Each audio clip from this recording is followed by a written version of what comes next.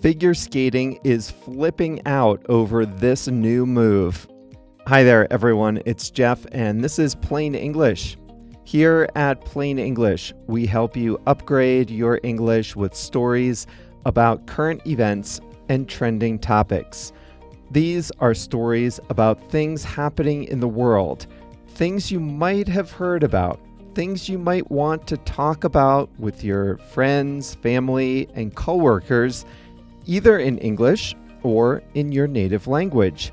Now, the point is, these stories get you thinking in English, and we try to pick topics that will teach you some new words and some new concepts in English too. Well, today's story is about the backflip. It's a move in figure skating. And if you want to see what a backflip is, I've put a link to a YouTube video in the transcript.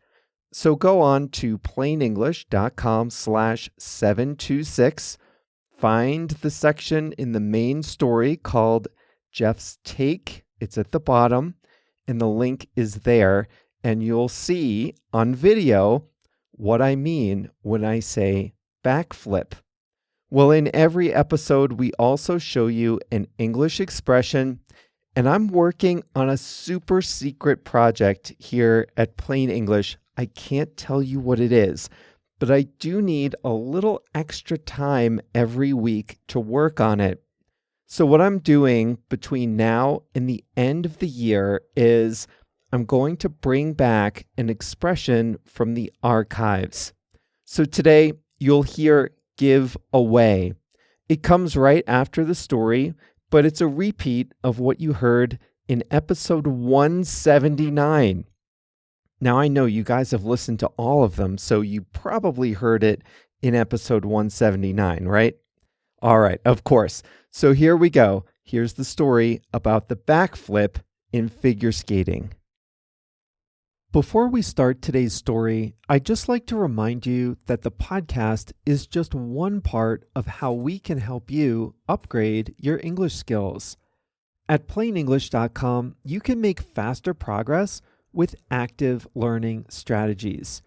You can take quizzes, do activities, listen to the fast version of the audio, watch video workshops, practice what you learn, and even join a live call with JR and me. It's all about helping you build your skills to become a better, more confident English speaker. Sound good? Go to plainenglish.com to start your free 14-day trial today. Now, let's jump into today's story.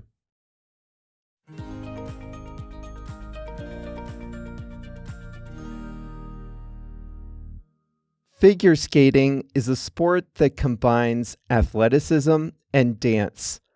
Ice skaters jump and spin, but also choreograph their movements to music.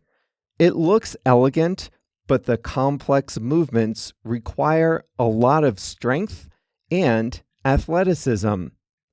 If you're like most casual fans of figure skating, you probably pay attention to the sport once every 4 years at the Winter Olympics, and then maybe at the World Championships. But there's a competitive season every year that lasts from about October to March, with tournaments and events around the world. Most of the competitions are governed by the International Skating Union. That means the ISU, as it's called, sets the rules for international figure skating. And this year, there's an important new rule. The backflip is allowed again. In a backflip, the skater performs a full somersault in the air. Here's how it looks. The skater starts by skating backwards.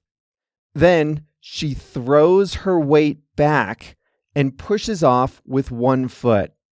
She goes up in the air.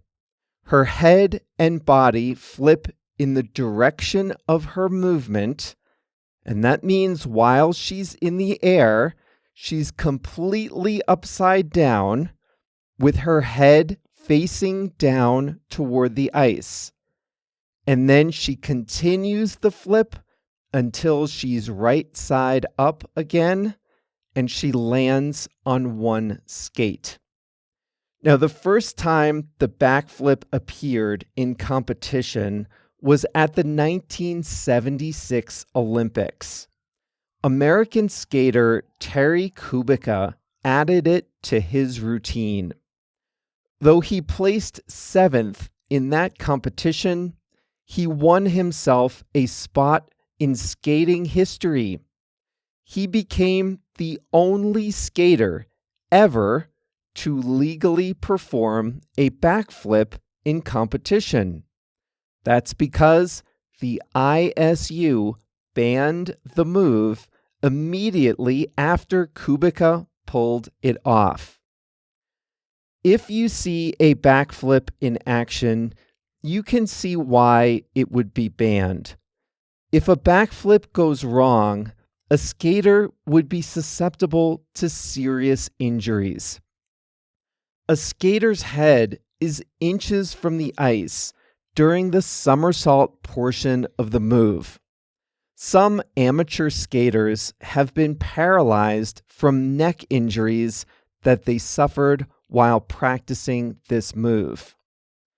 The backflip is sanctioned, which means that any skater who does it in competition is penalized in his or her score. Now, still, a lot of skaters do the backflip, they just don't do it in official competitions. Scott Hamilton won an Olympic gold medal in 1984 and then several world championships. He was famous for performing the backflip in amateur shows.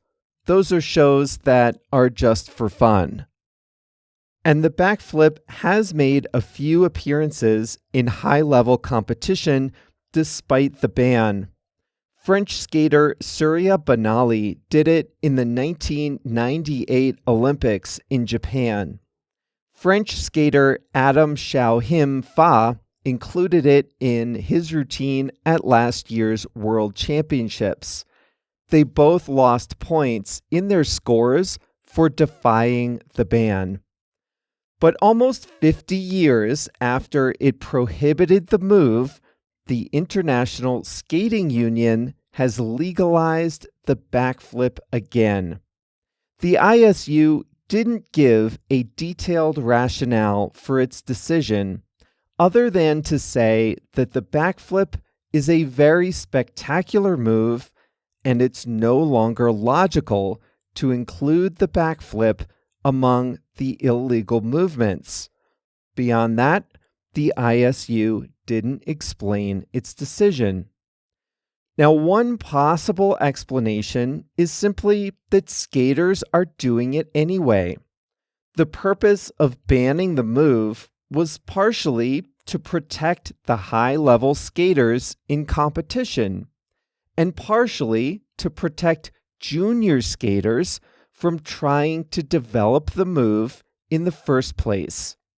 But if people are doing it anyway, outside of competition, then the ban might not be saving many injuries. And second, the backflip is a crowd pleaser. People like it. Skaters like doing it. Crowds like seeing it. It adds an element of surprise to a routine. And if skaters want to put it in their routines, maybe they should be able to do so. So the move is legal now, starting this year. That means that skaters will not be punished for including it in their routines, but they won't be rewarded either. The backflip, at least for now, won't be assigned a point value, so there's not much tangible value to including it in a routine, but it can contribute to the overall choreography, so some skaters will probably work it into their routines in the coming years.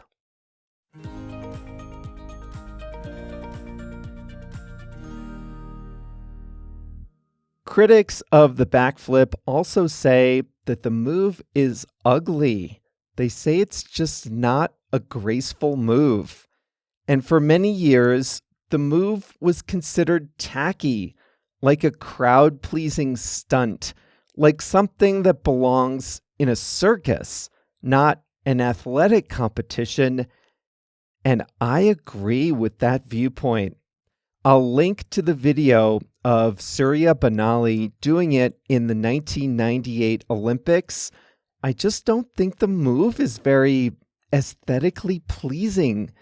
You can watch the full 7-minute routine at the link in the transcript. But if you watch it, it's like one of these things is not like the other.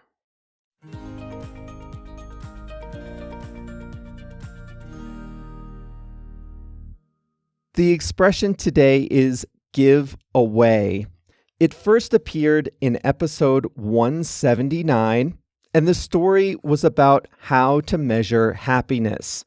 So here's how I used give away in that story. I said, sometimes tiny muscles in our face give away our emotions. Sometimes tiny muscles in our face give away our emotions.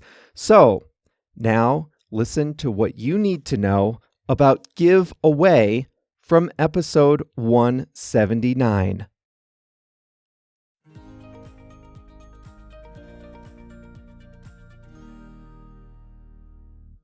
Today's phrasal verb is give away.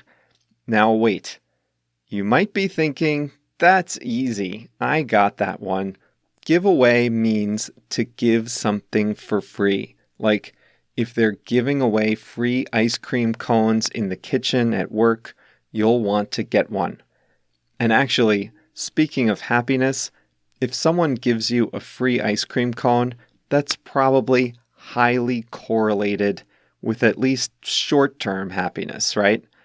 But that's not the definition of give away that we're talking about today. To give away is to reveal a secret unintentionally. Here's how you heard it. I wanted to know, is there something in our behavior that gives away our happiness level? We might not tell the world, I'm happy, or I'm not satisfied with my life. We won't say that out loud, but are there any things we do, like smile, laugh, walk with better posture, walk faster, walk slower, look people in the eye? Is there any part of our behavior that could give away our true level of happiness? Is there anything we do that would reveal, unintentionally, our happiness level? Well, as you heard, there really isn't. But often, our facial expressions can give away our true emotions. Your face might show your surprise, or disappointment, or sadness, even if you didn't want to show those emotions. Your facial expression could give away what you were really thinking. It could unintentionally reveal your emotions. Let's say it's your birthday on Saturday, a big one, like you're turning 30, and your friends start acting mysteriously a few days ahead of time. Like you ask, hey, what are you up to this weekend? And they kind of avoid the question.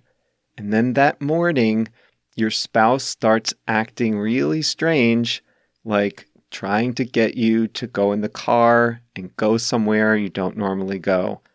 Well, if they're not careful, they might give away the secret that they're all planning a surprise party for you.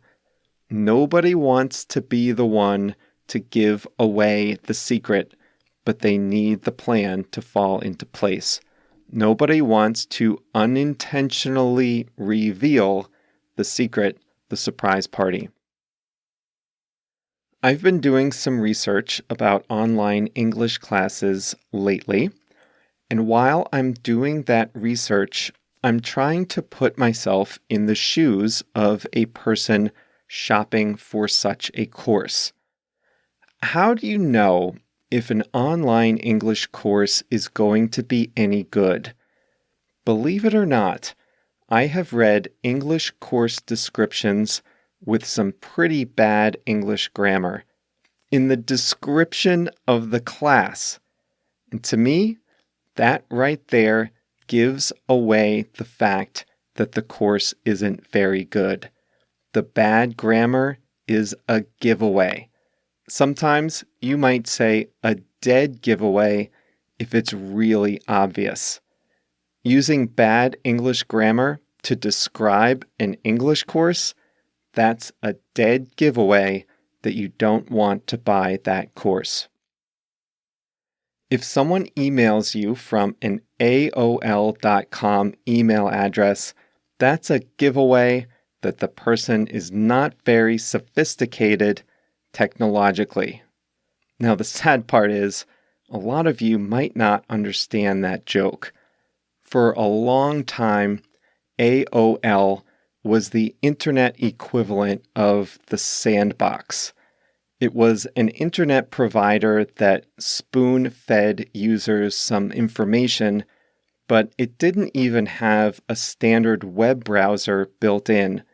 So anyone who had an AOL email address was like at the kids' table of the internet. Now, if someone has an AOL email address, it's probably vintage. So I just looked at the list of subscribers to our email list, and there are 6 people with an email address from AOL. So for you 6, I beg your forgiveness. Obviously, I know now even AOL customers use the regular internet, but I just couldn't resist that example. I used to be on AOL way back, so maybe I shouldn't be talking. All right, that's all for us at Plain English this week. Remember, from now until the end of the year, we're doing repeats of expressions and phrasal verbs we've done in the past. I'm cooking up something good for you next year, so I just need to save a little time here while I get that going. We'll put the expression at plainenglish.com/726 like always. So I hope you enjoyed Give Away and today's story about figure skating too. We'll be back on Thursday with a new episode. See you then.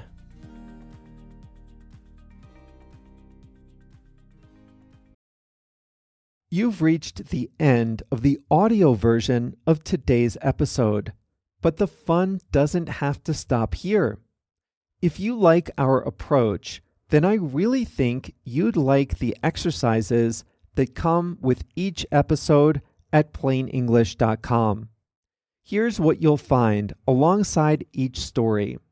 You'll find interactive activities that help you improve your listening, speaking, grammar, and vocabulary. The activities give you immediate feedback to help you improve. There's even a chance to record your own voice and compare your pronunciation to mine. That's a great way to improve your pronunciation and speaking.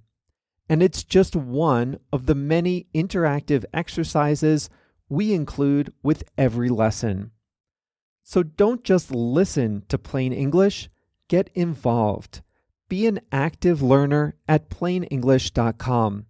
Start your free 14-day trial today at plainenglish.com.